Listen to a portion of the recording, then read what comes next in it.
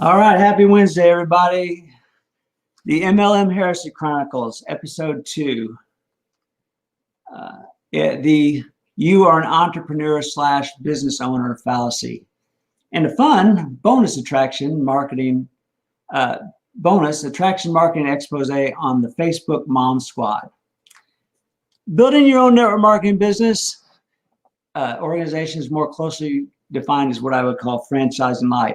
And I'm going to be doing a subsequent live on my take on franchising light in the future. But something happened today that I have to talk about first because it's just too delicious. Do you remember that Miller Lite commercial campaign from the 70s and 80s where people, usually athletes, would get on and argue whether light beer from Miller was less filling or tasted great? One group would scream, "It tastes great," and then the other would reply with equally impassioned, "No, less filling." Anyway, it was a genius campaign because it got you to believe that Miller Lite was both of those things, which it was really neither one of those things. But you could pick your own reason for buying and drinking Miller Lite. The point I'm trying to make is that network marketers have been telling people for years that they're business owners, and people want to believe that. Well, they're really poor business owners if 99.7% of the people who get involved in network marketing end up losing money. So there's a problem with the model, or they're really not business owners at all. Someone who's a business owner tends to understand the work it requires and risk associated with creating a business from scratch. My mother was one of those kinds of people. We moved into the town where I grew up when I was just 2 years old, and she started a business from ground zero. She owned a brick and mortar fabric store in the 1960s, all the way through the 90s. And in that time, she branched out and opened a children's clothing store, a bed and bath shop before Bed Bath & Beyond was even a thing, and a gourmet restaurant where I acquired a lot of my cooking skills. Now, I happen to work in all these businesses as a paid employee. It's where I learned what real business was, and it's how I shaped my personal business philosophy about how to build my own network marketing business. So my mother would have never run a business like I see most people run their network marketing businesses. She wouldn't hire employees the way someone recruits a person to join their network marketing business. And that's really what you're doing. You're bringing someone on board into your business or your network, and you're going to teach them how to work the ropes of this business. And this is why I don't fall into the category of the traditional network marketing lemmings who follow and promote the same failed practices of what most people do in network marketing that have led to multiple millions of people losing money and then having a sour taste in their mouth about the industry. I think network marketing is a really ingenious way to get products sold that would normally not have the right kind of market exposure because of the educational component that's required to sell them. So to me, a good network marketing product has to be unique. It has to have real market value outside of an incentivized business opportunity promotion of that product or service. And finally, it must be able to sustain a customer's loyalty for a number of years.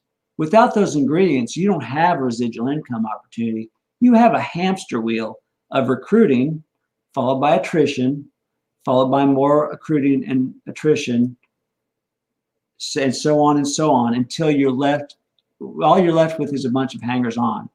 Now, I'm going to say something here that most people are not going to like, but it's true. Mark Twain said, and I totally agree with him, it's easier to fool people than to convince them that they have been fooled. There's no better example of that in what I see people falling for in the current network marketing culture and various network marketing subcultures. So I'm going to give you an example of something that's been happening with me recently that I've mentioned in passing before. There's a group of what I label as social media boss moms who are jamming my Facebook feed with their ads for a so-called attraction marketing success formula. Now, I've been having an email conversation over the last few days with one of these boss moms, and I asked her pointedly to tell me the whole story, and she keeps on avoiding telling me the truth because it's far less compelling. She's already created the narrative that she wants me to believe in her ad, And I'm going to quote from her ad to give you an idea of what this is. And then I'm going to tell you the backstory. Maybe today, maybe tomorrow, depends on if I have enough time to do it in one live. So here's the ad from just the other day. In 60 days, I personally recruited 48 into my team and helped my team enroll 363 people. So if you're keeping count, 60 days, in 60 days, she added over 300 people to her group. And then it goes on without saying a single "hey girl" message. So they're going against the thing where you have to say "hey girl." They don't like that, so they're telling you that what they don't like. I'm telling you what I don't like. I don't like their tactics either. So those are the numbers that she wants people to actually. Those are the numbers she wants people actually suckers to believe, because if that's the first thing they see, then they will think, well, if she can do it, then I can too. So I clicked on the ad knowing what I already know about the whole story, because I've already seen it, because it happened in September. And this is the kind of shameful behavior that I'm calling out in this industry. People doing this in order to entice others into a false sense of what they're getting involved with is legitimate. It's not.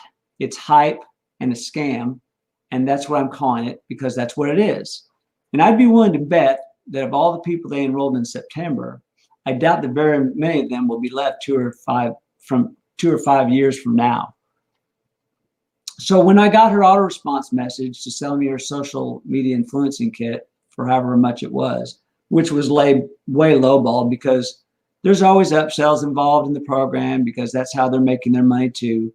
They're selling their training methods, which are completely deceptive in their practices, because I'm going to show you how they are. They're teaching you how to deceive other people and enroll them to deceive other people to enroll them as well. And they're calling it duplication. Let me tell you something about duplication. You can't duplicate deception very far. You can manipulate someone's desire, but you can't manufacture it. And that's what they're doing. They're manipulating a person's desire. They're not actually identifying someone's deep desire to work for and build something that will sustain itself over a number of years. They're giving you these gimmicks, and that only goes so far when you're trying to deceive other people. And that's what I'm calling out here. And in order for me to do that, I have to give you the specifics of what is going on here in the email exchange, abbreviate a little, but I want you to see what is happening, because I'm going to give you the truth of what has actually happened in September that I believe upon which this ad was based.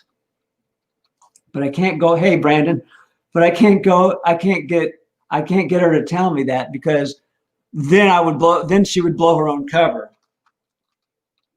So here's the email exchange between me and this person.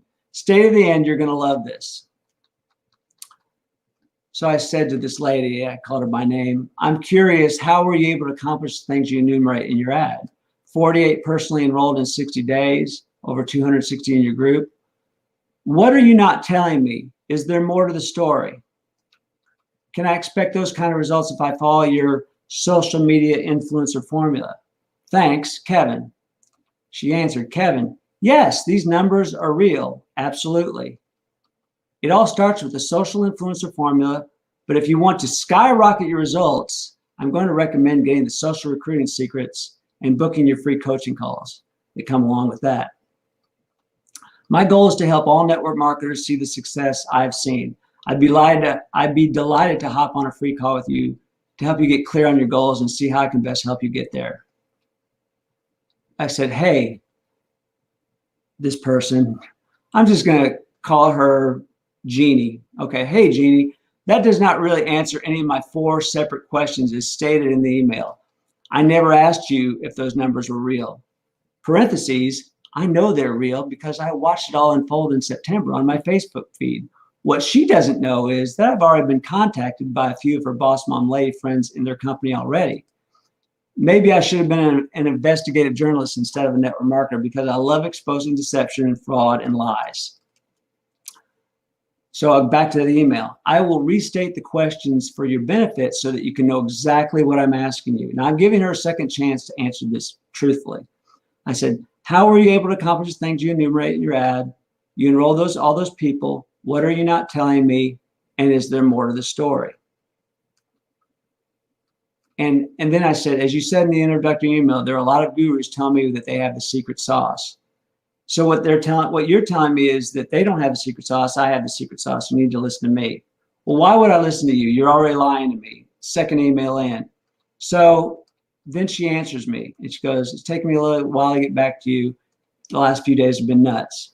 Yes, I've been in network marketing for a few years. She goes into her story, but she never answers the question, is the point. And she goes, the results will be different for everyone. It took me about a year of consistent action to grow a network of qualified, highly targeted prospects to build an influence over those prospects before I started seeing the results I had. So the bottom line that most network marketers have to do is grow an audience of targeted people, build influence over those people so that you can promote to them and they will be open to talking to you because you built the know, like, and trust factor. Then she says this, which is suspect. I did not have a group established, but I had and have an audience of people who know, like, and trust me, and I have to attract the top leaders to me who are duplicating what I do. Now, I can't prove that's a lie, but based on what I saw happen in September, she's lying to me right now. Like I said in my first reply to you, why don't you book a call with me? It's free. There's no catch. Let's get clear on where you're at and best help you.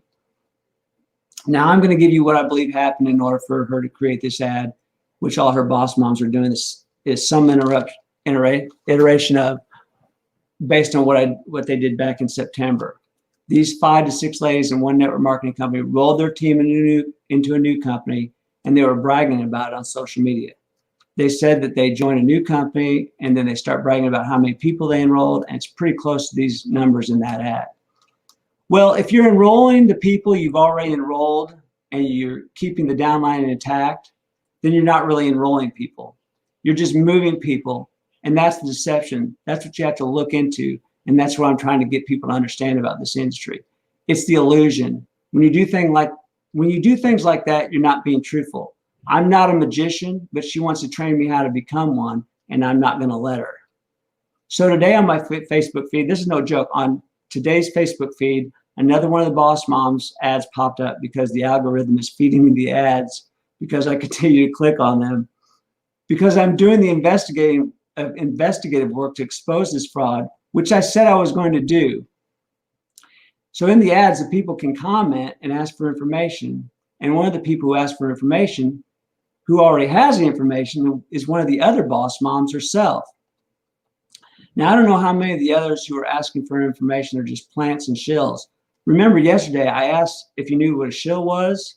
Well, they're all over the place in these ads.